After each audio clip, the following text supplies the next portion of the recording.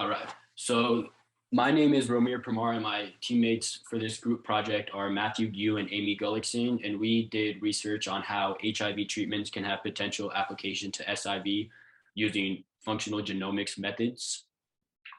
Essentially, the summary of this poster includes the correlation between HIV and SIV and how they're both retroviruses and their ability to replicate within their host via crucial components of their genome. The resulting proteins that come from the genome allow for the viruses to thrive in the host, and this eventually contributes to the development of AIDS, which is the acquired immunodeficiency syndrome. And this syndrome affects many people around the world, but there hasn't been a particular cure to it yet. There have been certain treatments to mitigate the symptoms, and these include inhibitors that target those essential proteins that the viruses need to replicate within the host. And these drugs are termed as antiretroviral drugs. And although there hasn't been much research out on SIV and treatments against SIV, we think there could be potential application to an already approved list of HIV drugs that could be used on SIV.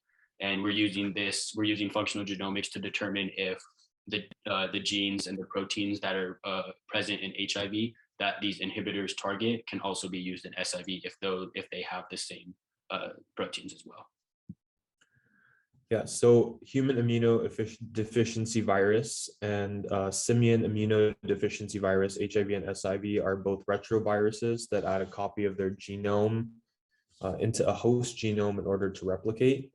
And there's a lot of proteins that are involved in the virus invading, infecting, and integrating itself into the host. So some of these are reverse transcriptase, which is an enzyme that converts RNA of the virus and turns it into DNA that can be added to the host genome.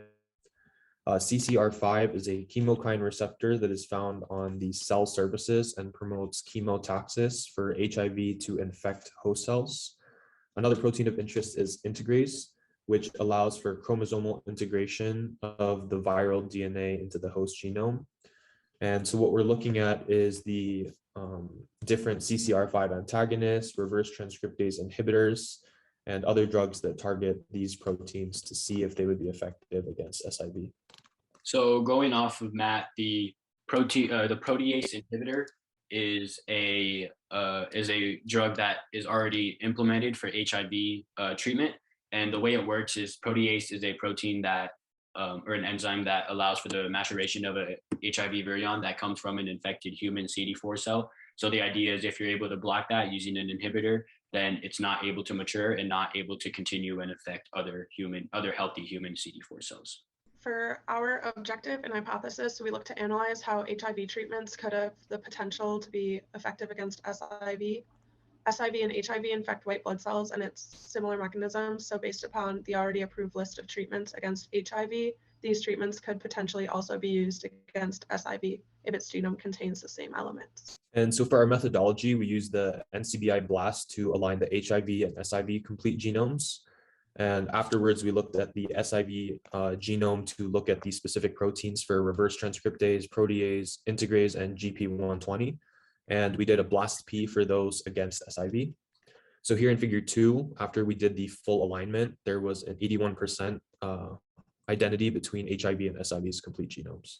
And then looking into the specific elements, reverse transcriptase, protease, integrase, and GP120, we found pretty good results, especially for reverse transcriptase using the alignment between HIV and SIV according to the methods that Matt described.